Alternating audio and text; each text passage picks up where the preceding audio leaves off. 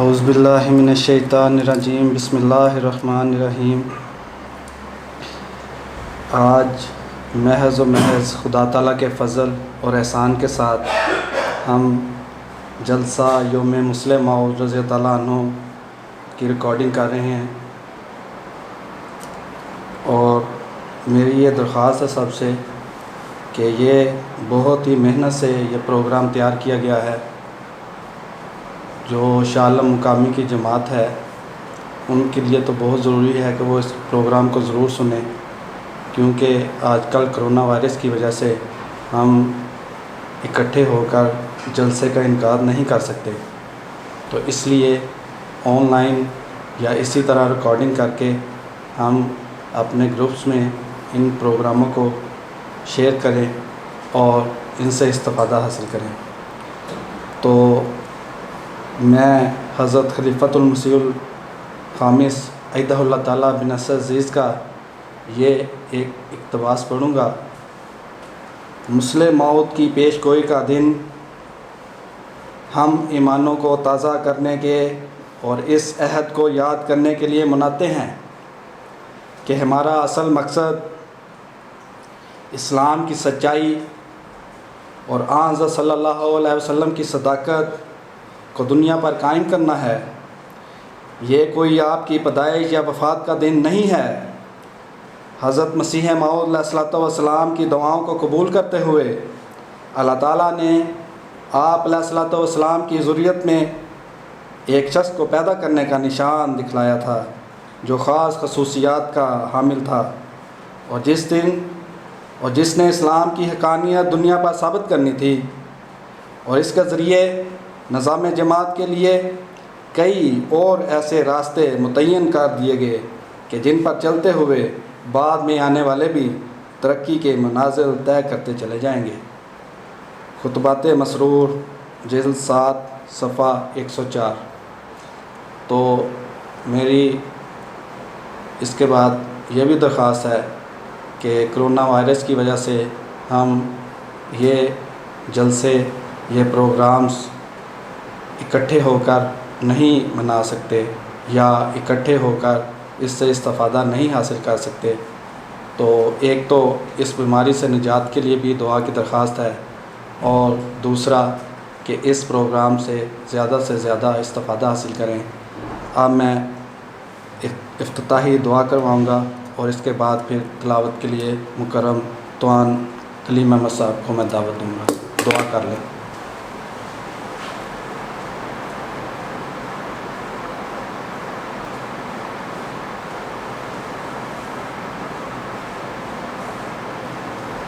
آمین یا رب العالمین۔ سبحان اللہ و بحمدہ سبحان اللہ العظیم۔ تلاوت کے لیے توان کلیم احمد صاحب۔ اعوذ باللہ من الشیطان الرجیم، بسم اللہ الرحمن الرحیم۔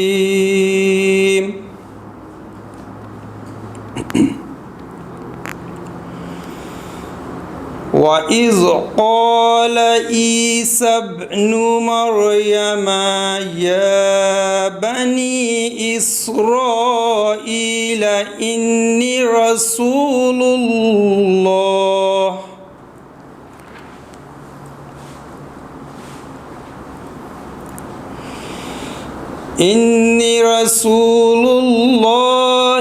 إِلَيْكُمْ مُصَدِّقًا لِمَا بَيْنَ يَدَيَّ مِنَ التَّوْرَاةِ ومبشرا برسول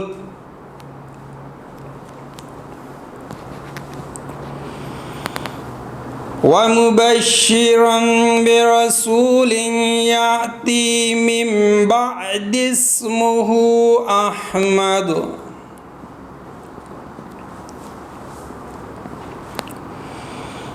فلما جاءهم بالبينات قالوا هذا سحر مبين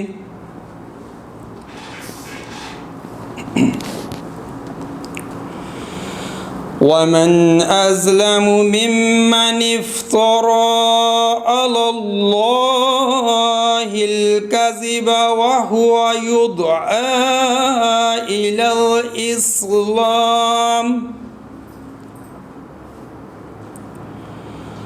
والله لا يهدي القوم الظالمين.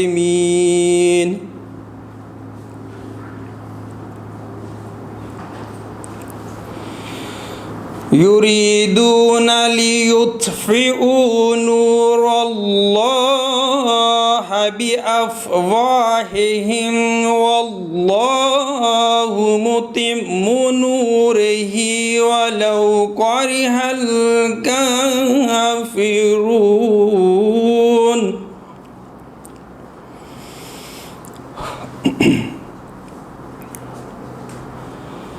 والذي أرسل رسوله بالهدى ودين الحق ليظهره على الدين كله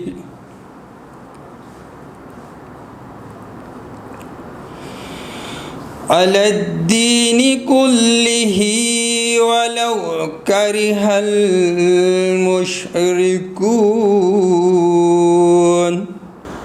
ترجمہ بیان فرمودہ حضرت خلیفۃ المسیح الرابع رحمۃ اللہ تعالی پیش خدمت ہے. شروع کرتا ہوں اللہ کے نام کے ساتھ جو بے انتہا رحم کرنے والا، بن مانگے دینے والا اور بار بار رحم کرنے والا ہے. اور یاد کرو جب عیسیٰ بن مریم نے کہا اے بنی اسرائیل، یقیناً میں تمہاری طرف اللہ کا رسول ہوں، اس کی تصدیق کرتے ہوئے آیا ہوں جو تورات میں سے میرے سامنے ہے، اور ایک عظیم رسول کی خوشخبری دیتے ہوئے جو میرے بعد آئے گا جس کا نام احمد ہوگا. پس جب وہ کھلے نشانوں کے ساتھ ان کے پاس آیا تو انہوں نے کہا یہ تو ایک کھلا کھلا جادو ہے، اور اس سے زیادہ ظالم کون ہوگا جو اللہ پر جھوٹ گھڑے حالانکہ اسے اسلام کی طرف بلایا جا رہا ہو، اور اللہ ظالم قوم کو ہدایت نہیں دیتا.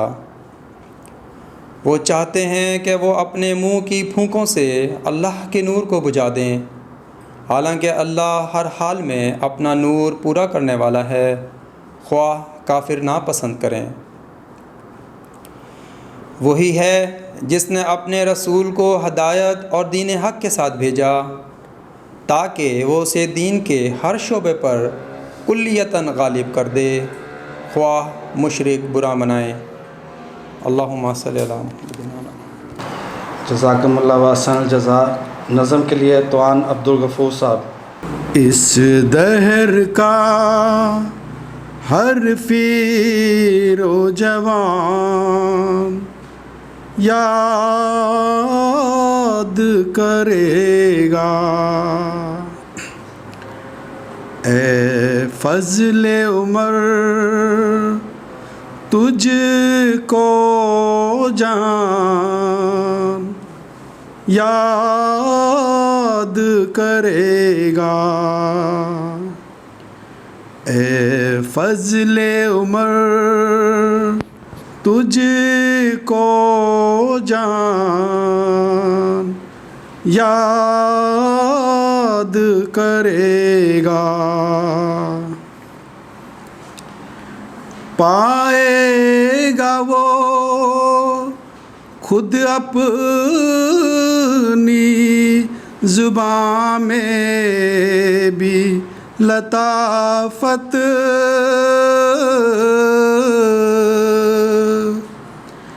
پائے گا وہ خود اپنی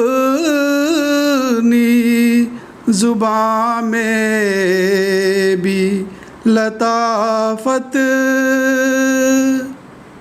جو بھی تیرا انداز بیان یاد کرے گا،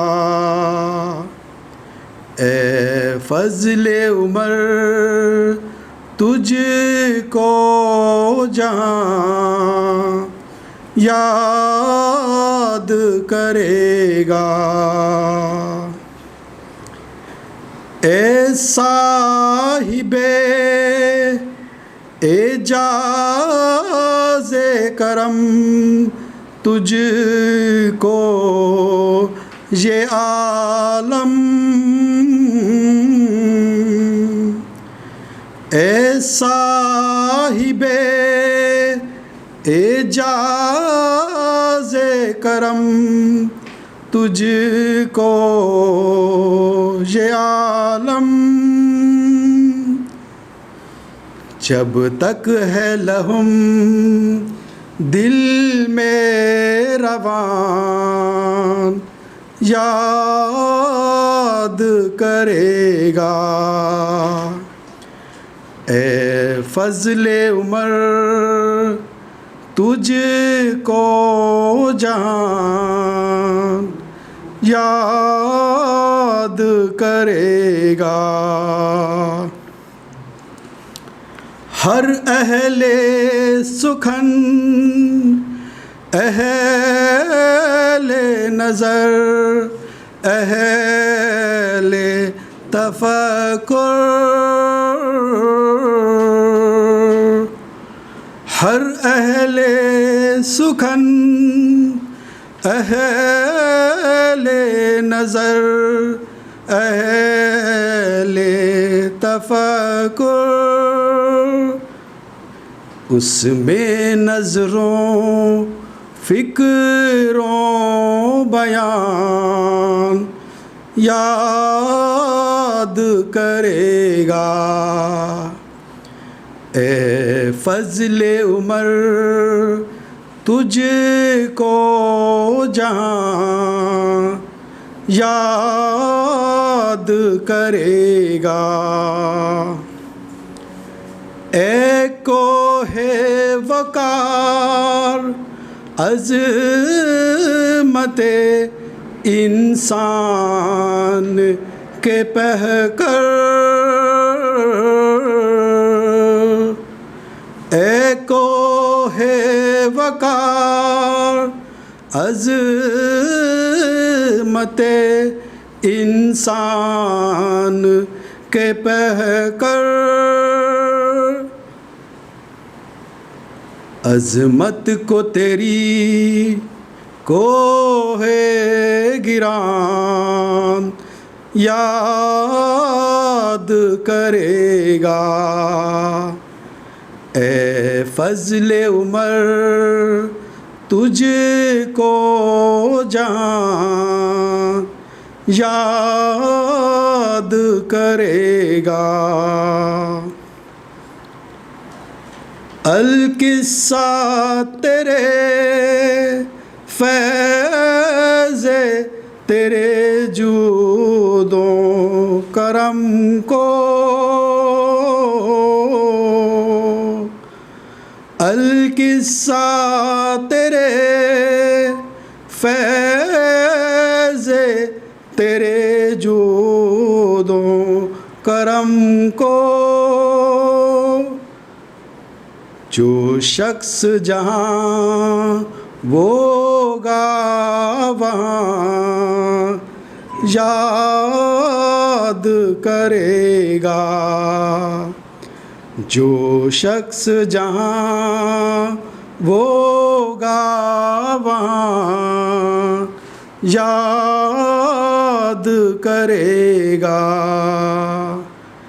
اے فضل عمر تجھ کو جہاں یاد کرے گا، اے فضل عمر تجھ کو جہاں یاد کرے گا۔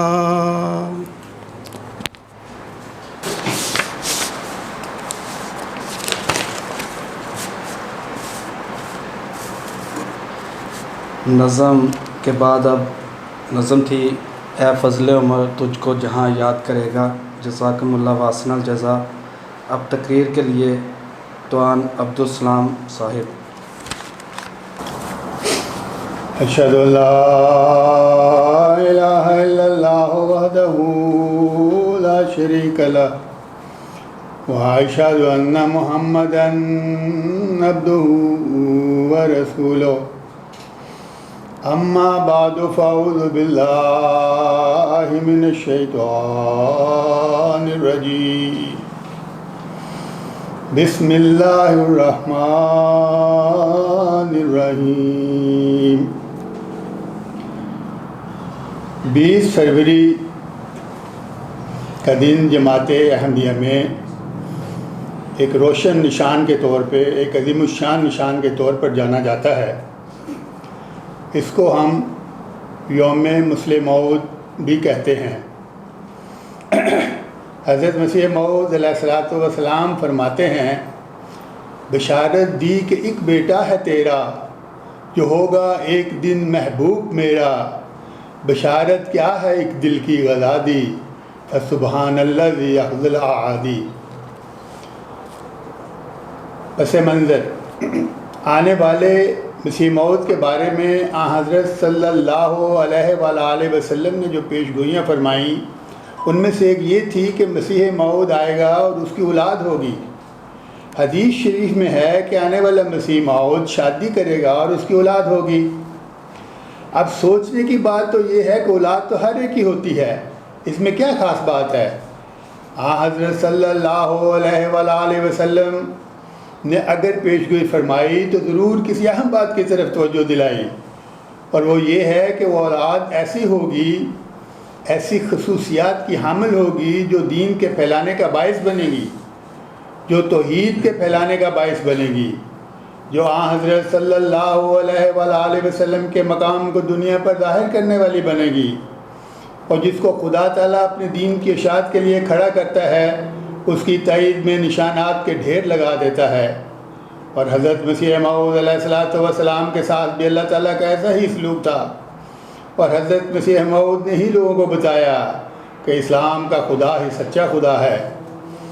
جب حضرت مسیح موعود علیہ السلام نے دیکھا کہ مسلمانوں کا ایک طبقہ بیاہ پر اعتراض کرنے شروع کر دیے ہیں، تو آپ نے لوگوں کو چیلنج دیا کہ اگر کوئی نشان دیکھنے کا خواہشمند ہے تو وہ چند دن آ کر قادیان میں رہے تو خدا تعالیٰ ضرور اس کی رہنمائی کرے گا۔ تو اس وقت آریوں نے بھی درخواست کی کہ ہم تو آپ کے پڑوس میں رہتے ہیں، ہمارا زیادہ حق ہے، اس لیے ہمیں بھی کوئی نشان دکھایا جائے۔ اس پر حضور علیہ السلام نے خدا کی طرف خاص توجہ کی، تو اللہ تعالیٰ نے آپ کو بتایا، اللہ تعالیٰ نے آپ کو الہاماً بتایا کہ تیری عقدہ کشائی ہوشیارپور میں ہوگی۔ چنانچہ آپ علیہ السلام اپنے 3 دوستوں کے ساتھ ہوشیارپور روانہ ہوئے، حافظ حامد علی صاحب، عبداللہ سنوری صاحب اور فتح خان صاحب۔ آپ علیہ السلام نے اپنے ایک دوست کو کہہ کر ہوشیارپور میں ایک مکان کرائے پر لیا جو شہر سے باہر تھا، اور اپنے ساتھیوں کو نصیحت فرمائی کہ ان دنوں میں کوئی ملاقاتیں نہیں ہوں گی، اور جب کھانا لے کر آؤ تو رہ کے چلے جایا کرنا۔ آپ علیہ السلام نے چلہ کشی کے لیے 22 جنوری 1886 کو ہوشیارپور تشریف لے گئے، اور اسی چلہ کشی کے دوران اللہ تعالیٰ نے آپ علیہ السلام پر بہت سے انکشافات فرمائے، اور ان میں سے ایک پیش گوئی مسلم موعود کے بارے میں تھا۔ چنانچہ آپ علیہ السلام نے وہیں سے 20 فروری 1886 کو ایک اشتہار شائع فرمایا جس میں پیش گوئی مسلم موعود کے الفاظ درج تھے۔ آپ نے لکھا کہ اس کے ساتھ فضل ہے جو ان کے آنے کے ساتھ آئے گا، وہ صاحب شکوہ اور عظمت اور دولت ہوگا، وہ دنیا میں آئے گا اور اپنے مسیحی نفس و روح الحق کی برکت سے بہتوں کی بیماریوں کو صاف کرے گا۔ وہ کلمت اللہ ہے، کیونکہ خدا تعالیٰ کی رحمت اور غیوری نے اسے اپنے کلمہ تمجید سے بھیجا ہے۔ وہ سخت ذہین و فہیم ہوگا اور دل کا حلیم ہوگا، اور علوم ظاہری و باطنی سے پر کیا جائے گا۔ وہ 3 کو 4 کرنے والا ہوگا۔ دوشنبہ ہے مبارک دوشنبہ، فرزند دلبند گرامی ارجمند، مظہر الاول والآخر، مظہر الاول والآخر کان اللہ نزل من السماء، جس کا نزول بہت مبارک اور جلال الہی کے ظہور کا موجب ہوگا۔ نور آتا ہے نور، جس کو خدا نے اپنی رضامندی کے عطر سے ممسو کیا۔ ہم اس میں اپنی روح ڈالیں گے اور خدا کا سایہ اس کے سر پر ہوگا۔ وہ جلد جلد بڑھے گا اور اسیروں کی رستگاری کا موجب ہوگا۔ وہ زمین کے کناروں تک شہرت پائے گا، قومیں اس سے برکت پائیں گی۔ تب اپنے نفسی نقطۂ آسمان کی طرف اٹھایا جائے گا۔ وکان امرن مقضیہ۔ اور مزید فرمایا کہ یہ صرف ایک نشان ہی نہیں بلکہ عظیم الشان نشان آسمانی ہے، جس کو خدائے کریم جل شانہ نے اپنے پیارے نبی کریم و رؤوف و رحیم کی صداقت اور عظمت کو ظاہر کرنے کے لیے ظاہر فرمایا۔ اور در حقیقت یہ نشان ایک مردہ کے زندہ کرنے سے 100 درجہ اول اولا و اکمل و افضل و اتمم ہے۔ اس پیش گوئی کے بعد آپ علیہ السلام کے ہاں ایک بچی پیدا ہوئی، جس پر مخالفین احمدیت نے بہت شور مچایا کہ نعوذ باللہ جھوٹی ثابت ہوئی۔ اس پر حضور علیہ السلام نے فرمایا کہ میں نے یہ نہیں کہا تھا کہ فوراً بچہ کی پیدائش ہوگی، بلکہ میں نے تو ایک معین مدت مقرر کی تھی۔ چنانچہ کچھ عرصہ کے بعد آپ کے ہاں ایک اور بچہ کی پیدائش ہوئی، جو جماعت میں بشیر اول کے نام سے جانے جاتے ہیں۔ پیش گوئی کے وقت لیکھ رام پشاوری نے آپ علیہ السلام کے فکرہ کے رد میں فکرہ کہے۔ بہرحال پیش گوئی کے پورے ہونے 3 سال بعد اللہ تعالیٰ نے آپ کو ایک بیٹے سے نوازا، جس کا نام بشیر الدین محمود احمد رکھا گیا۔ آپ رضی اللہ تعالیٰ کے دور میں جماعت ہندوستان سے نکل کر پوری دنیا میں پھیل گئی۔ آپ کے 52 سالہ خلافت پیش گوئی مسلم موت پر مہر تصدیق صد کر دی۔ تعلیم۔ اس عظیم فرزند کے بارے میں لوگ سوچتے ہوں گے کہ اس نے ضرور کسی اعلیٰ یونیورسٹی سے تعلیم حاصل کی ہوگی، مگر ایسا کچھ بھی نہیں۔ آپ کا معلم خود خدا تعالیٰ تھا۔ آپ اپنی تعلیم و تربیت کا ذکر ان الفاظ میں کرتے ہیں کہ میری تعلیم کے سلسلے میں مجھے سب سے زیادہ احسان حضرت خلیفۃ المسیح الاول کا ہے۔ آپ کا طریق یہ تھا کہ آپ مجھے اپنے پاس بٹھا لیتے اور فرماتے، میاں میں پڑھتا جاتا ہوں، تم سنتے جاؤ۔ اس کی وجہ یہ تھی کہ میری آنکھوں میں سخت ٹکرے پڑے تھے اور متواتر 3-4 سخت میری آنکھیں دکھتی رہیں، اور ایسی تکلیف شدید ککروں کی وجہ سے پیدا ہو گئی کہ ڈاکٹروں نے کہا کہ اس کی بینائی ضائع ہو جائے گی۔ اس پر حضرت مسیح موعود علیہ الصلوۃ والسلام نے میری صحت کے لیے خاص دعائیں کرنی شروع کر دیں، اور ساتھ ہی آپ نے روزے رکھنے شروع کر دیے۔ مجھے اس وقت یاد نہیں کہ آپ نے کتنے روزے رکھے، بہرحال 3 یا 7 روزے آپ نے رکھے۔ جب آخری روزے کی آپ افطاری کرنے لگے اور روزہ کھولنے کے لیے کوئی چیز منہ میں ڈالی تو یکدم میں نے آنکھیں کھول دیں اور میں نے آواز دی کہ مجھے نظر آنے لگ گیا ہے۔ لیکن اس بیماری کی شدت اور متواتر حملوں کا نتیجہ یہ ہوا کہ میری ایک آنکھ کی بینائی ماری گئی۔ چنانچہ میری بائیں آنکھ میں بینائی نہیں ہے۔ میں رستہ تو دیکھ سکتا ہوں پر کتاب نہیں پڑھ سکتا۔ 2-4 فٹ پر اگر کوئی ایسا آدمی بیٹھا ہو جو میرا پہچانا ہوا ہو تو میں اس کو دیکھ کر پہچان سکتا ہوں، لیکن اگر کوئی بے پہچانا بیٹھا ہو تو مجھے اس کی شکل نظر نہیں آ سکتی۔ حضرت مسیح موعود علیہ الصلوۃ والسلام نے میرے استادوں سے کہہ دیا تھا کہ پڑھائی اس کی مرضی پر ہوگی، یہ جتنا پڑھنا چاہے پڑھے گا، اور اگر نہ پڑھے تو اس پر زور نہ دیا جائے، کیونکہ اس کی صحت اس قابل نہیں کہ پڑھائی کا بوجھ برداشت کر سکے۔ ماسٹر فقیر اللہ صاحب جو میرے حساب کے استاد تھے، ماسٹر صاحب نے ایک دفعہ حضرت مسیح موعود علیہ السلام کے پاس میری شکایت کی کہ حضور یہ کچھ نہیں پڑھتا، کبھی مدرسہ میں آ جاتا ہے کبھی نہیں آتا۔ مجھے یاد ہے جب ماسٹر صاحب نے حضرت مسیح موعود علیہ السلام کے ساتھ میری شکایت کی تو میں ڈر کے مارے چھپ گیا کہ معلوم نہیں حضرت مسیح موعود علیہ السلام کس قدر ناراض ہوں گے۔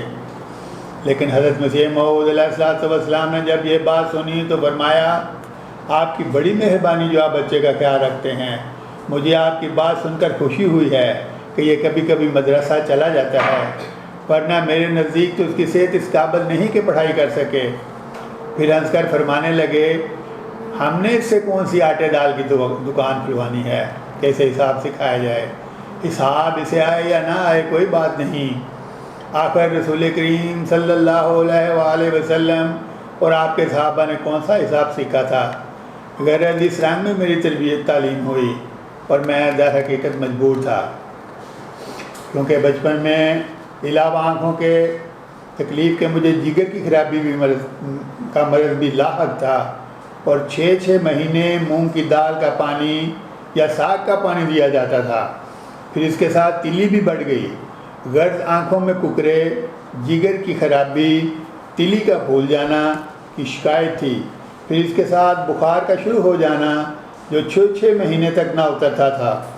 اور میری پڑھائی کے متعلق بزرگوں کا فیصلہ کر دینا کہ جتنا پڑھنا چاہے پڑھ لے، اس پر زور نہ دیا جائے. ان حالات سے ہر شخص اندازہ لگا سکتا ہے کہ میری تعلیم قابلیت کا کیا ہوگا. تعلق باللہ، ایک بچہ یا نوجوان کا نمازوں میں گریہ زاری کرنا اور سجدوں میں دیر تک پڑے رہنا یقیناً بڑوں کے لیے باعث تعجب ہوتا ہے، خصوصاً اس وقت جب کہ اس بچہ کو کوئی ظاہری صدمہ نہ پہنچا ہو. یہ تعجب اور بھی بڑھ جاتا ہے، دل میں سوال اٹھتا ہو کہ آخر اس بچے پر کیا بیتی ہے جو راتوں کو چھپ چھپ کر اٹھتا ہے اور بل کر اپنے خدا کے حضور ہوتے ہوئے اپنے معصوم آنسوؤں سے سجدہ گاہ کو ترک کر دیتا ہے. شیخ غلام احمد صاحب وائل جو ایک نو مسلم تھے، وہ حضرت مسیح موعود علیہ السلام کے ہاتھ پر اسلام میں داخل ہوئے تھے. آپ فرمایا کرتے تھے کہ ایک دن میں نے ارادہ کیا کہ آج کی رات مسجد مبارک میں گزاروں گا اور تنہائی میں اپنے مولا سے جو چاہوں گا مانگوں گا. مگر جب میں مسجد میں پہنچا تو کیا دیکھتا ہوں کہ کوئی شخص سجدہ میں پڑا ہوا ہے اور الہا سے دعا کر رہا ہے، اور اس الہا کی وجہ سے میں نماز نہ پڑھ سکا. اس شخص کی دعا کا مجھ پر بھی اثر طاری ہو گیا اور میں بھی دعا میں محو ہو گیا. میں نے دعا کی کہ یا الہی، یہ شخص تیرے حضور جو کچھ بھی مانگ رہا ہے اس کو دے دے. اور میں کھڑا کھڑا تھک گیا کہ یہ شخص سر اٹھائے تو معلوم کروں کہ کون ہے. میں نہیں کہہ سکتا کہ وہ مجھ سے پہلے کتنی دیر سے آئے ہوئے تھے، مگر جب آپ نے سر اٹھایا تو کیا دیکھتا ہوں کہ حضرت میاں محمود صاحب ہیں. میں نے السلام علیکم کہا اور مصافحہ کیا اور پوچھا میاں آج اللہ تعالیٰ سے کیا کچھ لے لیا؟ تو آپ نے فرمایا میں نے تو یہی مانگا ہے کہ الہی مجھے میری آنکھوں سے اسلام کو زندہ کر کے دکھا. تو یہ کہہ کر آپ اندر تشریف لے گئے. حضرت سید سرور شاہ صاحب جو حضرت مسیح موعود کے جلیل القدر صحابی اور جید عالم تھے، بیان فرماتے ہیں کہ حضرت خلیفۃ الثانی مجھ سے پڑھا کرتے تھے. تو ایک دن میں نے کہا میاں آپ کے والد صاحب کو تو کثرت سے الہام ہوتے ہیں، کیا آپ کو بھی الہام ہوتا ہے اور خوابیں وغیرہ آتی ہیں؟ تو میاں صاحب نے فرمایا کہ مولوی صاحب خوابیں تو بہت آتی ہیں اور میں ایک خواب تو تقریباً روز ہی دیکھتا ہوں. یوں ہی میں تکیے پر سر رکھتا ہوں، اس وقت سے لے کے صبح اٹھنے تک یہ نظارہ دیکھتا ہوں. ایک فوج ہے جس کی کمان کر رہا ہوں، اور بعض اوقات ایسا دیکھتا ہوں کہ سمندروں سے گزر کر آگے جانے کر حریف کا مقابلہ کر رہے ہیں. کئی بار ایسا ہوا کہ اگر میں نے پار گزرنے کی کوئی چیز نہیں پائی تو سر کنڈے وغیرہ سے کشتی بنا کر اس کے ذریعے پار ہو کر حملہ آور ہو گیا ہوں. میں نے جس وقت یہ خواب آپ سے سنا، اسی وقت یہ بات میرے دل میں گڑی ہوئی ہے کہ یہ شخص یقیناً جماعت کی قیادت کرے گا، اور میں نے اسی وجہ سے کلاس میں بیٹھ کر آپ کو پڑھانا چھوڑ دیا. آپ کو اپنی کرسی پر بٹھاتا اور خود آپ کی جگہ پر بیٹھ کر آپ کو پڑھاتا. میں نے خواب سن کر یہ بھی عرض کر دیا تھا کہ میاں آپ بڑے ہو کر مجھے بھلا نہ دیں، مجھ پر بھی نظر شفقت رکھیں. حضرت مسیح موعود کو بھی یہ احساس تھا کہ اس بچے کے ساتھ خدا کا خاص تعلق ہے. حضرت خلیفہ ثانی رضی اللہ تعالیٰ عنہ لکھتے ہیں کہ جن دنوں کلارک کا مقدمہ تھا، حضرت مسیح موعود نے اوروں کو دعا کے لیے کہا تو مجھے بھی کہا کہ دعا اور استخارہ کرو. میں نے اس وقت دورہ میں دیکھا کہ ہمارے گھر کے ارد گرد پہرے لگے ہوئے ہیں. میں اندر گیا جہاں سیڑھیاں ہیں، وہاں ایک تہہ خانہ ہوتا تھا. میں نے دیکھا کہ حضرت کو وہاں کھڑا کر کے آگے اپلے چن دیے گئے ہیں اور ان پر مٹی کا تیل ڈال کر جلانے کی کوشش کی جا رہی ہے. مگر جب دیا سلائی لگاتے ہیں تو آگ نہیں لگتی۔ وہ بار بار آگ لگانے کی کوشش کرتے ہیں مگر کامیاب نہیں ہوتے۔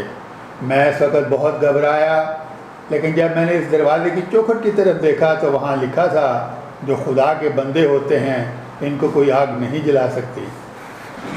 عشق رسول۔ حضرت مسلم موعود فرماتے ہیں کہ میں کسی خوبی کا اپنے لیے دعوے دار نہیں ہوں، میں فقط خدا تعالیٰ کی قدرت کا ایک نشان ہوں، اور محمد رسول اللہ صلی اللہ علیہ وسلم کی شان کو دنیا میں قائم کرنے کے لیے خدا نے مجھے ہتھیار بنایا ہے۔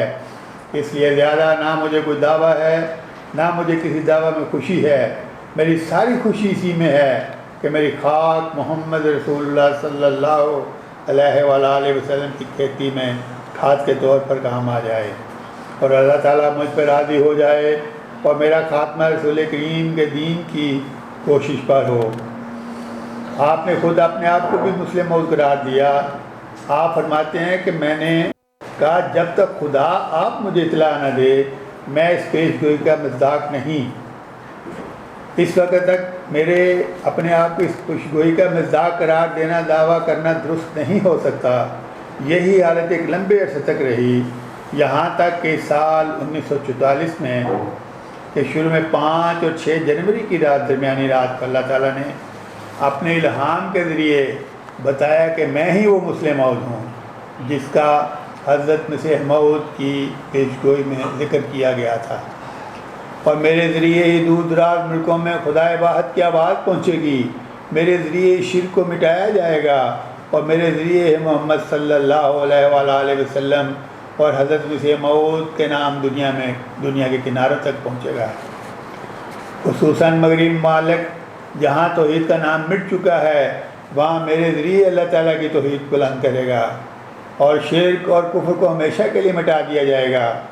تب جب کہ خدا نے مجھے یہ خبر دے دی میں نے دنیا میں اس کا اعلان کرنا شروع کر دیا۔ چنانچہ آج میں اس جلسہ میں اس واحد و قہار خدا کی قسم کھا کر کہتا ہوں کہ جس کی جھوٹی قسم کھانا لعنتیوں کا کام ہے، اور جس پر افتراء کرنے والا اس کے عذاب سے کبھی بچ نہیں سکتا، خدا تعالیٰ نے مجھے اسی شہر لاہور میں 13 ٹیمپل روڈ پر شیخ بشیر احمد صاحب ایڈوکیٹ کے مکان پر یہ خبر دی کہ میں ہی مسلم موعود کی پیشگوئی کا مصداق ہوں، اور میں ہی وہ مسلم موعود ہوں جس کے ذریعے اسلام دنیا کے کناروں تک پہنچے گا اور توحید دنیا میں قائم ہوگی۔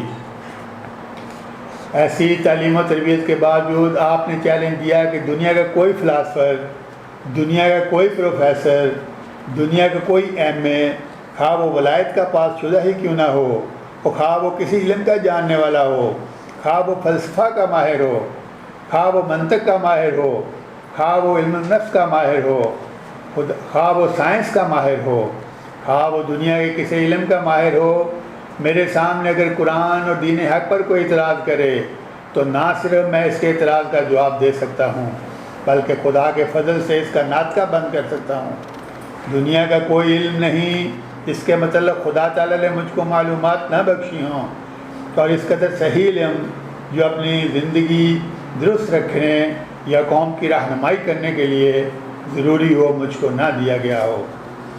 حضرت مسلم موعود رضی اللہ تعالیٰ عنہ 14 مارچ 1914 کو مسند خلافت پر مطمئن ہوئے اور مسلسل 52 برس خلافت کی عظیم الشان ذمہ داریاں سر انجام دی۔ بہت سی تحریکات کا آپ نے آغاز فرمایا، تحریک جدید، وقف جدید کی عظیم الشان تحریکات بھی آپ کے دور میں ہوئیں۔ ذیلی تنظیموں انصار اللہ، خدام الاحمدیہ، اطفال الاحمدیہ، لجنہ اماء اللہ، ناصرات الاحمدیہ کا قیام بھی آپ کے بابرکت دور میں ہوا۔ آپ نے اپنی خدا داد صلاحیتوں اور انتھک محنت کی بدولت دین حق کا پیغام دنیا کے کناروں تک پہنچا دیا۔ آپ کے دور میں مصائب کی آندیاں بھی چلیں، مخالفتوں کے زلازل بھی آئے، مگر آپ کی قیادت میں جماعت ترقی کی شاہراہ پر گامزن رہی۔ آپ کا نہایت عظیم کام قرآن کریم کی مخصوص اردو زبان میں بہت عالی شان تفسیر بھی کی جو تفسیر کبیر کی شکل میں موجود ہے۔ اس کے علاوہ آپ نے قرآن کریم کی ایک اور مختصر تفسیر فرمائی جو تفسیر صغیر کی شکل میں ہمارے سامنے موجود ہے۔ آپ تقریباً 77 سال عمر میں 7 اور 8 نومبر کے درمیانی شب 1965 کو اپنے مولا حقیقی کے حضور حاضر ہو گئے. وآخر دعوانا ان الحمدللہ رب العالمین. جزاکم اللہ واسن الجزا. اب تقریر کے لیے مولانا مسرور احمد صاحب، توان مولانا مسرور احمد صاحب. تقریر کا عنوان ہے پیش گوئی مسلم موعود رضی اللہ عنہ پوری ہو گئی.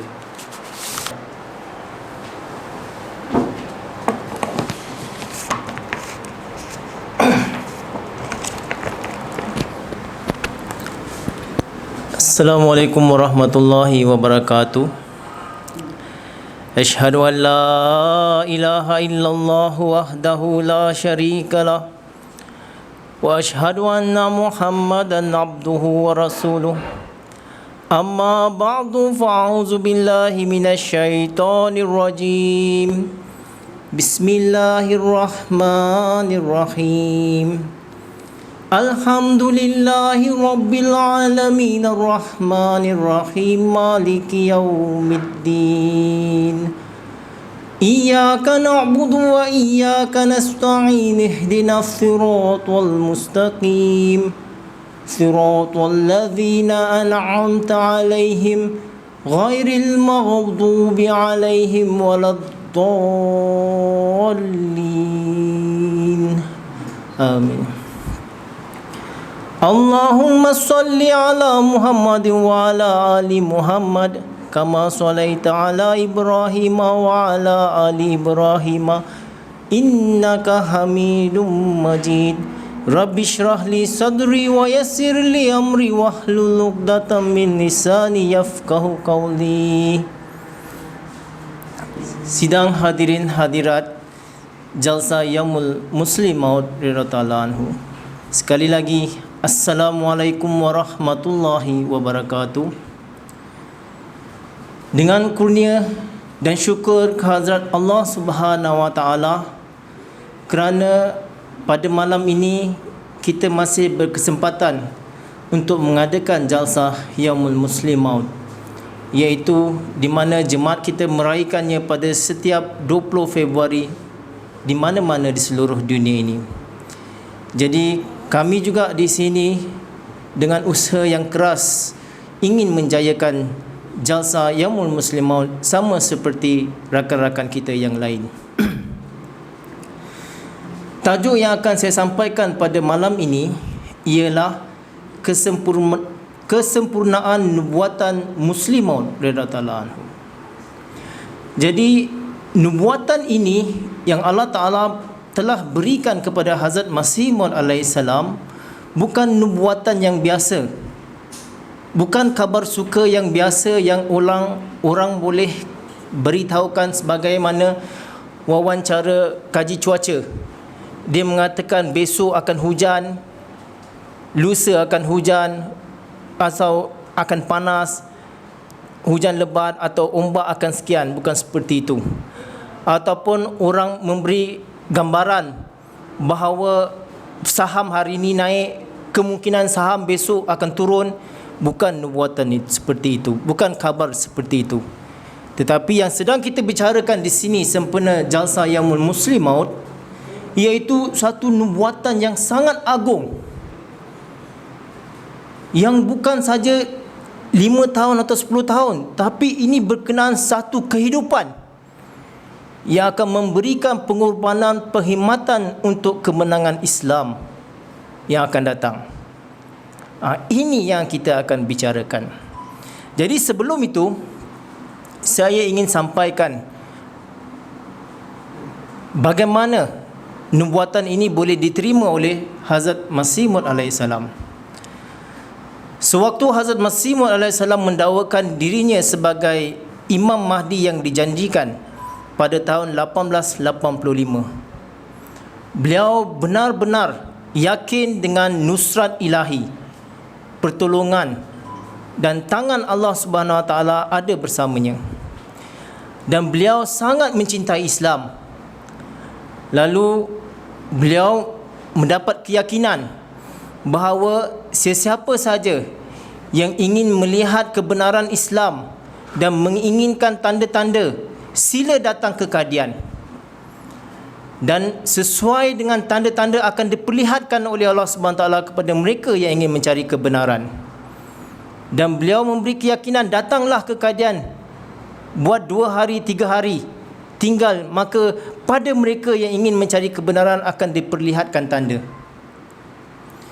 Jadi pada waktu itu orang-orang Hindu yang tinggal di Qadian mendengarkan berita ini, mendengarkan kabar ini, lalu mereka hebohkan dan datanglah ke Qadian Pandit Lekram, tapi bukan niat yang suci, bukan niat mencari kebenaran, dan dia tinggal beberapa hari di Qadian tetapi membuat kacau, mentertawakan dan membuat fitnah, dan dia tidak mendapat sebarang tanda daripada Allah Subhanahu Wa Taala. Lalu mengajak orang-orang Hindu di Qadian, lalu mereka menghantar satu delegasi berjumpa dengan Hazrat Masih Maud alaihissalam, mengatakan, Tuan mendakwakan Islam itu benar, Tuan menjemput dunia untuk datang ke Qadian. Kami di sini orang di Qadian, kami memang tinggal di sini, bukan kami datang dari luar. Tunjukkanlah kepada kami tanda itu. Jadi Hazrat Masih Maud alaihissalam, atas itu beliau berdoa kepada Allah Subhanahu Wa Taala bagaimana untuk membuktikan kepada orang-orang Hindu ni, bagaimana, apakah tanda yang boleh dibuktikan kepada mereka. Untuk itu Allah Subhanahu Wa Taala menjawab bahawa masalah kamu akan dapat diselesaikan di Hoshiarpur. Jadi ringkasnya, Hazur alaihissalam telah mempersiapkan untuk mengadakan cula kasih, maksudnya untuk duduk bersendirian, berdoa, berzikir, berpuasa ke hadapan Allah Subhanahu Wa Taala. Ini sunnah daripada para anbiya juga. Mereka akan duduk bersendirian, berfikir, bersujud, berdoa dan berpuasa semata-mata kerana Allah Subhanahu Wa Taala. Jadi ini juga Hazrat Masih Maud alaihissalam telah laksanakan sewaktu beliau tinggal di Hoshiarpur, dan beliau telah mendapatkan tempat dan luar sikit daripada bandar, seorang sahabat telah memberikannya. Jadi di situlah beliau alaihissalam telah menghabiskan masanya sampai 40 hari untuk semata-mata berdoa, berzikir, berpuasa kerana Allah Subhanahu Wa Taala. Jadi berkat daripada perjalanan beliau dan usaha beliau untuk duduk bertafakur, berdoa dan bermunajat ke hadapan Allah Subhanahu Wa Taala, akhirnya segala doa-doa beliau itu telah dikabulkan oleh Allah Subhanahu Wa Taala. Allah Subhanahu Wa Taala telah memberikan ilham yang panjang mengenai diri beliau, mengenai ahli keluarga beliau, mengenai musuh-musuh beliau, mengenai Islam dan mengenai anak Muslim Maud dan banyak lagi. Jadi tak mungkin saya akan dapat sampaikan pada ceramah saya pada malam ini, cuma ada sebahagian saya akan saya sampaikan pada malam ini insya-Allah taala. Jadi setelah mendapat ilham ini, Hazur telah menulis satu isytihar, lalu dikirim kepada untuk disiarkan di Akhbar Riyaz Hind di Amritsar, dan kemudian isytihar ini telah dicetak pada 1 hari bulan Mac 1886. Bila telah dicetak di dalam akhbar ini, maka tersebar di seluruh India, dan beliau alaihissalam telah membaca isytihar ini berulang-ulang kali di dalam surat khabar itu.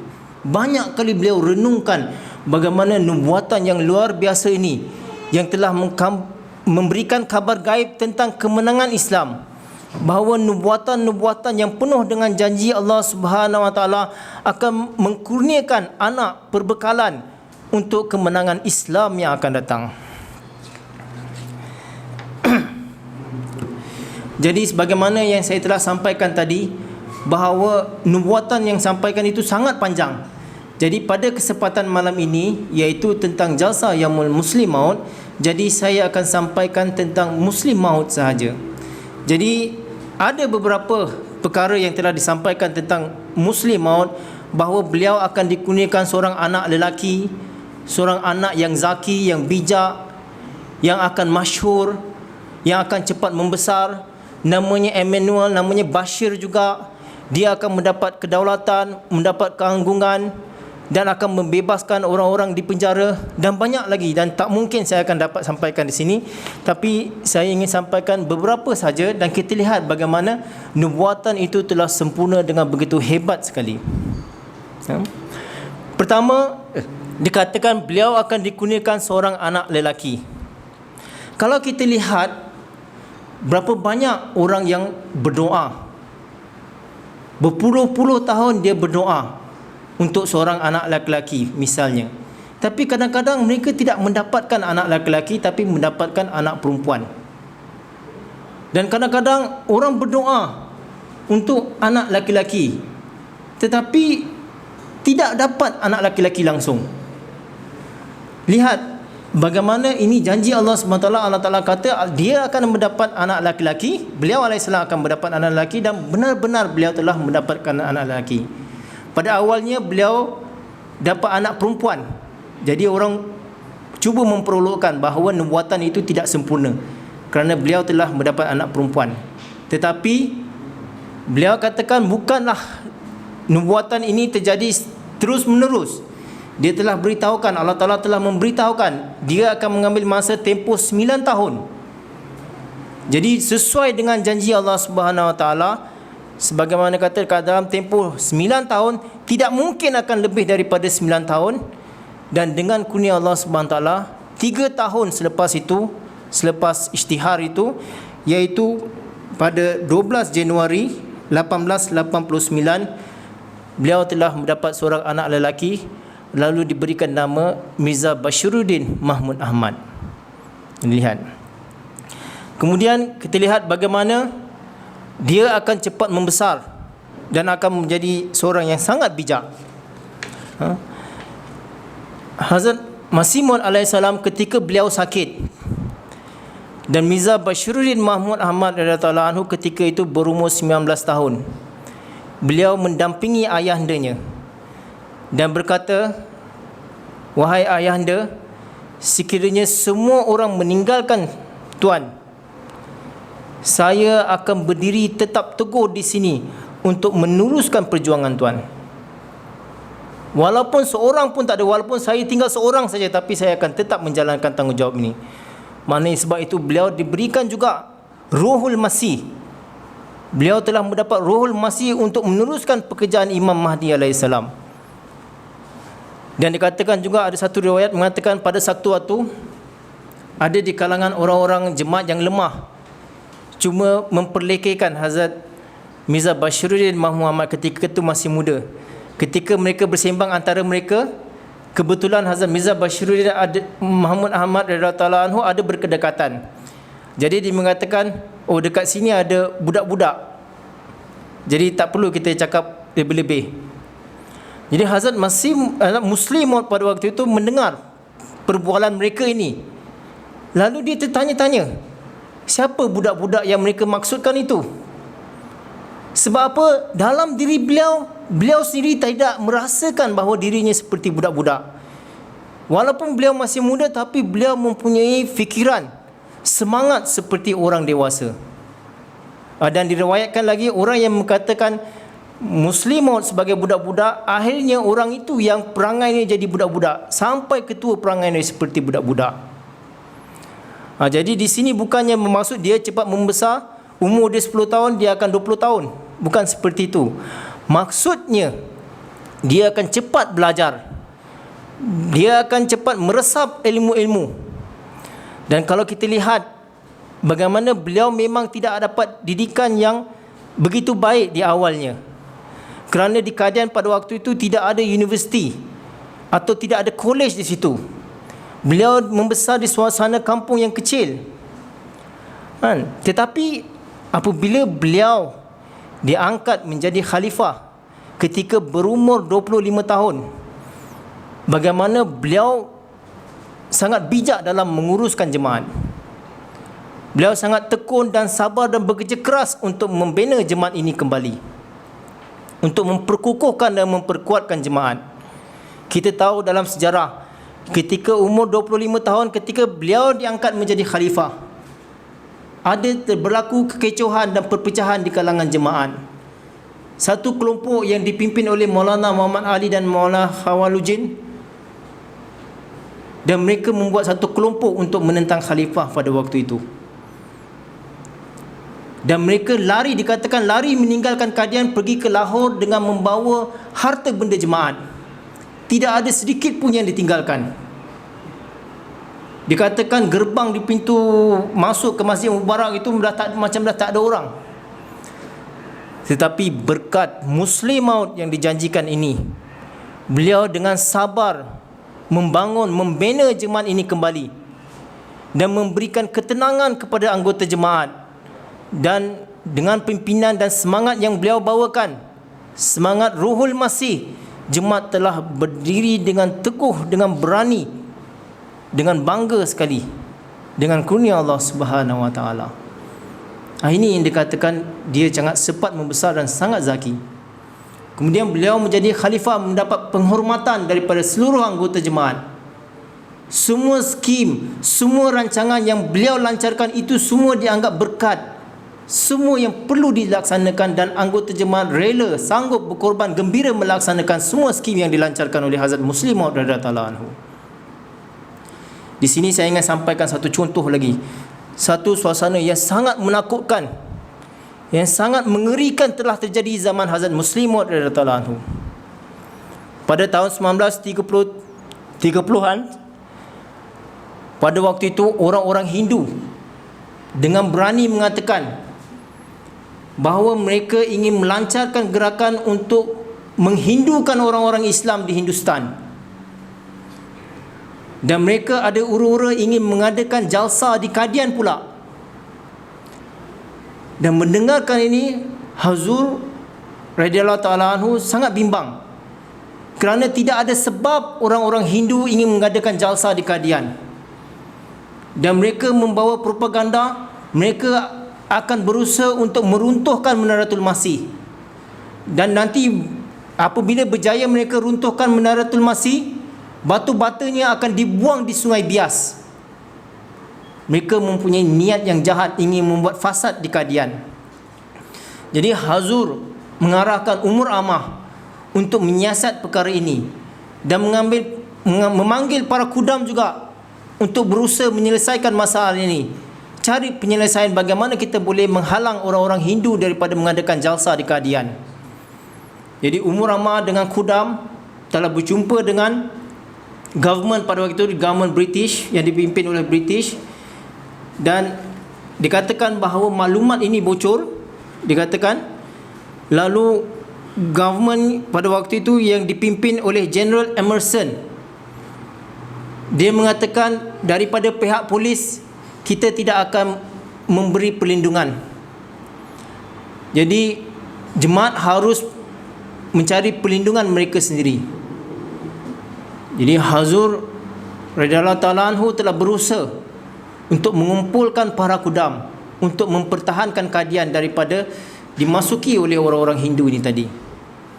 Kemudian terdetik di hati beliau, beliau mengatakan bahawa Allah SWT telah menjentik, menggerakkan hati beliau untuk melancarkan satu program. Dan beliau mengatakan kepada jemaat bahawa program ini akan dilaksanakan, tetapi harus melapasi beberapa ujian. Jadi anggota jemaat bertanya, apakah program itu, apakah skim ini?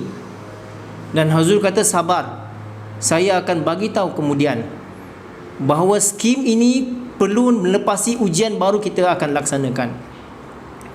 Jadi mereka tertanya-tanya, apakah skim itu, apakah ujian itu? Jadi Huzur mengatakan bahawa sebelum skim ini dilaksanakan, ada 3 ujian yang perlu kita laksanakan. Yang pertama, di kalangan anggota jemaat, kalau ada perselisihan antara mereka, bahawa selesaikan dahulu perselisihan itu, berdamailah antara mereka.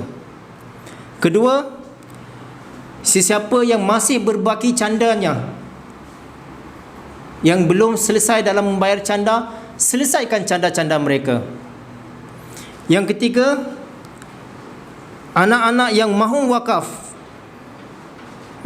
untuk jemaat tanpa syarat akan bekerja untuk jemaat, dan sanggup dikirimkan ke mana-mana. Dan dengan kurnia Allah Subhanahu Wa Taala, ujian ini berjaya jemaat lepasi, barulah Hazur radhiyallahu anhu telah melancarkan satu skim yang dinamakan skim Tehrik Jadid. Pada mulanya rancangan ini, skim Tehrik Jadid ini, bahawa kalau kita mendapatkan 10 income dan 10 yang akan dibelanjakan. Tapi Alhamdulillah SWT, makin lama orang makin ikut serta dalam skim ini. Mereka mula membayar canda dawam dan akhirnya makin meningkat. Kalau dulu 10 kita dapat income, 10 kita belanjakan, tapi kali ini lebih lagi. Kita dapatkan income 100, kita belanjakan 10, lebih kurang seperti itu. Kemudian bila melihat skim ini berberkat, maka banyak orang menyertainya dan membayar canda. Maka itu Hazur radhiyallahu anhu telah berjaya mengirim para mubalik ke seluruh dunia, ke Asia, ke Eropah, ke Amerika, dengan gerakan Tehrik Jadid ini. Jadi mereka ingin, orang-orang Hindu ingin mengislamkan orang-orang Islam supaya menjadi Hindu. Tapi dengan gerakan Tehrik Jadid ini, mubalik telah dikirim ke kampung-kampung, ke daerah, malah ke luar negara, untuk membawa propaganda Islam dan membawa propaganda jemaat. Dan dengan kurnia Allah Subhanahu Wa Taala, banyak orang-orang Islam yang bertahan daripada hasutan orang-orang Hindu. Malah banyak orang-orang Hindu telah masuk Islam, dan Islam Jemaat Ahmadiyah telah tersebar ke seluruh dunia. Sama juga seperti di bumi kita Malaysia ini, kita pun telah menerima mesej Jemaat Ahmadiyah daripada gerakan yang dilancarkan oleh Hazrat Musli Maud radhiyallahu taala anhu. Saya pernah pergi ke Melaka berjumpa dengan Pak Man, orang yang lama biat dahulu. Di Melaka, saya pergi ke rumahnya, dia menunjukkan borang beat yang ditandatangani oleh Hazrat Muslim Maud radhiyallahu anhu, tulisnya tanda tangan Mirza Bashiruddin Mahmud Ahmad. Dan beliau simpan surat itu dengan bangga, dengan penuh berkat. Dia merasakan surat beat yang ditandatangani oleh Hazrat Muslim Maud radhiyallahu anhu. Begitu jugalah di mana, di Eropah, di Afrika, di Amerika, di Asia, mesej Jemaat Ahmadiyah tersebar di bawah pimpinan Hazrat Muslim Maud radhiyallahu anhu. Kemudian beliau mempunyai kebijaksanaan yang sangat luar biasa. Walaupun tidak mendapat pendidikan di universiti atau di kolej, tetapi ilmu yang beliau telah kumpulkan dan beliau usaha pelajari, beliau telah sampaikan, mendapat wahyu, ilham, pelajaran daripada Allah Subhanahu Wa Taala sendiri. Akhirnya beliau radhiyallahu ta'ala telah menulis banyak buku-buku. Dan yang paling kita banggakan iaitu Tafsir Saghir, yang merupakan kitab tafsir yang sangat panjang dan kemudian telah diterjemahkan ke pelbagai bahasa. Dan kemudian kerana orang tidak mampu membelinya dan kerana terlalu tebal untuk membacanya, kemudian Hazrat Muslim radhiyallahu ta'ala membuat pula Tafsir Saghir. Yang ini pun satu kitab tafsir yang sangat makbul, sangat diterima pakai, dan sekarang telah diterjemahkan ke pelbagai bahasa dengan kurnia Allah Subhanahu Wa Taala. Jadi kita lihat, kalau kita baca buku tafsir ini, kita lihat bagaimana ilmu sejarah, ilmu saraf nahu, ilmu hadis, ilmu kalam yang sangat luar biasa yang Hazrat Muslim Maud radhiyallahu anhu telah sampaikan di dalam tafsir tersebut. Memang ilmu beliau sangat luar biasa. Kemudian di sini juga saya ingin kongsikan, bila terjadi perpecahan antara Hindustan dan Pakistan, dikatakan partition, waktu zaman partition. Jadi bila dapat khabar bahawa Islam dengan Hindustan dengan Pakistan akan terpisah, jadi Hazur awal lagi telah pergi berhijrah ke Lahore. Jadi dari sana beliau mengatur bagaimana untuk menyelamatkan anggota jemaat yang di Kadian supaya dapat berpindah ke Pakistan. Keadaan pada waktu itu sangat teruk, sangat nazuk. Telah banyak terjadi pergaduhan, peperangan dan pembunuhan. Banyak orang yang mati di dua pihak, sama ada di pihak Hindu maupun di pihak Islam. Tetapi Hazur daripada Lahore telah mengaturkan bas, lori, truk untuk membawa anggota jemaat secara nizam, secara teratur. Banyak orang-orang Islam di kampung-kampung yang lain pun bila dapat tahu jemaat mengaturkan program untuk penghijrahan ini, ada orang-orang yang bukan jemaat datang ke Kadian untuk mendapatkan sokongan atau support atau bantuan supaya mereka pun dapat hijrah bersama-sama dengan anggota jemaat. Alhamdulillah tidak ada orang anggota jemaat yang terkorban sewaktu peristiwa penghijrahan dibandingkan dengan orang-orang Islam yang lain. Kemudian lagi yang satu yang sangat luar biasa, ketika zaman huru-hara seperti itu, pemimpin-pemimpin Islam lain, tak kiralah kumpulan apa pun, mereka tidak ada perancangan yang rapi. Mereka kelang kabut bagaimana nak adakan perancangan yang rapi.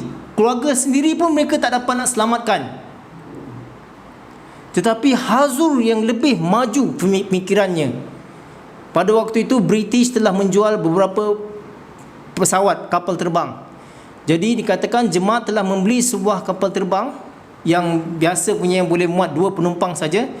Jadi Hazur mengarahkan bahawa dibeli kapal terbang itu, dan kapal terbang itu pergi ke Kadian untuk mengambil fail-fail jemaat, dokumen-dokumen daripada Kadian, bawa pindah ke Lahore. Jadi usaha ini pun dilaksanakan menggunakan kapal terbang. Lihat bagaimana luar biasa pemikiran Hazrat Muslim Maud radhiyallahu anhu. Jemaat lain belum sempat berfikir apa kata harga kapal terbang, bas atau truk, sendiri pun mereka tak mampu nak selesaikan kebanyakannya. Tapi Muslim Maud radhiyallahu anhu telah berusaha membawa kapal terbang untuk memindahkan dokumen-dokumen dan fail-fail jemaat pindah dari Kadian ke Lahore. Dan kemudian kita lihat bagaimana di Pakistan, di tempat yang baru, kita tidak ada tempat. Tapi Huzur mengatakan Kadian tetap merupakan markas. Nizam jemaat tetap terus berjalan di Kadian. Jadi di Pakistan pun kita perlu teruskan nizam jemaat. Jadi untuk mengatur, untuk menguruskan nizam jemaat ini, maka kita perlukan tempat. Jadi dipendekkan cerita, setelah mencari tempat, akhirnya mendapat sebuah tempat di Rabwah yang tanahnya panjang lebih kurang dalam 1 batu. Keluasan dia lebih kurang 2.5 batu. Jadi di kawasan inilah digambarkan bagaimana jemaat mula kembali berdiri. Pejabat-pejabat jemaat bermula dengan kemah-kemah, dengan bangunan yang daripada batu bata yang mentah untuk dijadikan bangunan. Yang tempatnya yang panas, digambarkan air pun susah untuk dapat di sana. Digambarkan kalau nak air, mereka terpaksa pergi ke sungai mendapatkan air atau menunggu hujan. Kata kalau ada hujan, nanti air yang bertakuk di lubang-lubang di dalam atas gunung itu, mereka pergi mencedok air di atas gunung dan bawa turun. Lihat betapa susahnya tempat itu seperti itu. Dan kerajaan telah menjualkannya kepada jemaat dengan harga yang sangat murah. Pada awalnya kerajaan ingin memberikan percuma, tetapi atas kebijaksanaan Hazrat Muslim Maud radhiyallahu anhu kata, kami tidak mahu percuma, kami akan membelinya. Dan perlahan-perlahan dengan usaha, dengan tanggungjawab membina jemaat di Rabwah itu. Dan dengan kurnia Allah Subhanahu wa taala, kalau kita lihat sekarang Rabwah ini sangat luar biasa cantiknya. Dengan sistem yang teratur, ada nizam, ada bangunan, ada bomba, ada penyelamat, ada polis kita sendiri, masjid-masjid yang cantik, padang-padang jalsa, padang-padang permainan, kuartus-kuartus perumahan, dan sangat luar biasa. Yang dahulunya tidak ada orang yang mahu tinggal di sana. Dan ini semua berkat daripada anak Muslim Maud yang dijanjikan oleh Allah SWT itu tadi. Jadi tuan-tuan dan puan-puan sidang hadirin hadirat para pendengar, inilah beberapa yang ingin saya sampaikan, yang saya kongsikan. Sebenarnya memang banyak dan tidak mampu kita akan sempurnakan dalam ceramah yang ringkas ini. Mudah-mudahan insya-Allah taala di lain kesempatan saya akan usahakan sampaikan selain daripada ini. Dan saya mengharapkan kita semua apabila kita merayakan Jalsa Yaumul Muslim Maud, bahawa kita harus meresap ke dalamnya, kita memahami perjuangan beliau radhiyallahu taala anhu, iaitu menjadi penerus kepada Hazrat Masih Maud alaihi salam untuk memenangkan Islam di akhir zaman ini. Kerana Allah Subhanahu taala telah menjanjikan kemenangan Islam yang kedua kali adalah dengan kedatangan Hazrat Imam Mahdi alaihi salam.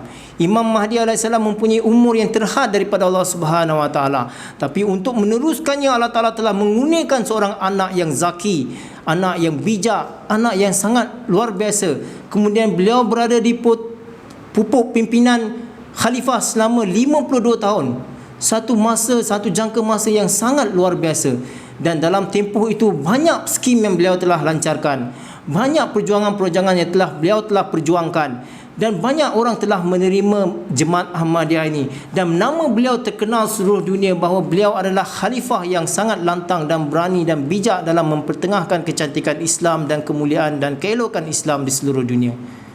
Semoga kita berusaha untuk meraihkan atau menjayakan jasa Yaumul Muslimun ini. Apabila kita memahaminya, kita ingin mengikuti contoh-contoh orang-orang suci di dalam jemaat ini yang ingin mempersembahkan penghematan, pengorbanan dan kehormatan mereka demi untuk memenangkan Islam di akhir zaman ini. Semoga Allah SWT memberi taufik dan hidayah kepada kita semua untuk menjadi Ahmadi yang sejati, Islam yang sejati, yang sanggup berkorban untuk menghormati Islam dan jemaat yang kita cintai ini. Wabillahi taufiq wal hidayah. Assalamualaikum warahmatullahi wabarakatuh. जज़ाकुमुल्लाह वासनल जज़ा। अल्हम्दुलिल्लाह कि ये हमारी आज की रिकॉर्डिंग पूरी हो गई है, और जिन्होंने इस प्रोग्राम में मेहनत की, जिन्होंने इस प्रोग्राम को कामयाब करने के लिए हिस्सा लिया, उनका भी खाकसार तहे दिल से ममनून है कि उन्होंने बहुत ही मेहनत से इस काम को सर अंजाम दिया। और अब मेरी यही दरख्वास्त है कि इस प्रोग्राम से ज़रूर इस्तिफ़ादा हासिल करें, और आइंदा के लिए भी हमारे लिए दुआ करें कि अल्लाह ताला हमें आइंदा भी अच्छे प्रोग्राम्स बनाकर ऑनलाइन शाया करने की तौफ़ीक अता फ़रमाए।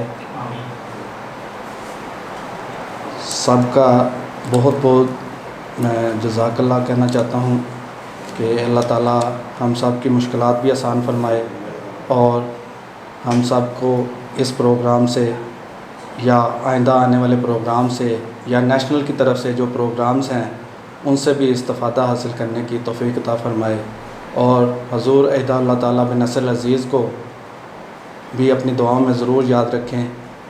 और मेरी ये भी दरख्वास्त है कि जो हज़ूर अनवर अहदा अल्लाह ताला बिन नसर अज़ीज़ का खुतबा है उसको भी ज़रूर लाइव सुना करें, और सुन के जो खलीफा वक्त की बातें हैं उन पर अमल करने की कोशिश करें, और अल्लाह ताला हमें इसकी तौफ़ीक अता फ़रमाए। जज़ाकुमुल्लाह वासनल जज़ा। अब मैं तवान मौलाना मसरूर अहमद साहब से दरख्वास्त करूँगा कि वो इख्तितामी दुआ आके करवा दें, और ये प्रोग्राम का इख्तिताम होगा। जज़ाकुमुल्लाह वासनल जज़ा। वालेकुम वरहमतुल्लाहि वबरकातुह। अल्हम्दुलिल्लाह अभी हम आखिरी तक पहुंच गया है। अल्लाह ताला करे ये जलसा बबरकत डाले, तो हमें सबको तौफीक दे। अब हम इख्तितामी दुआ कर दें। दुआ शुरू है।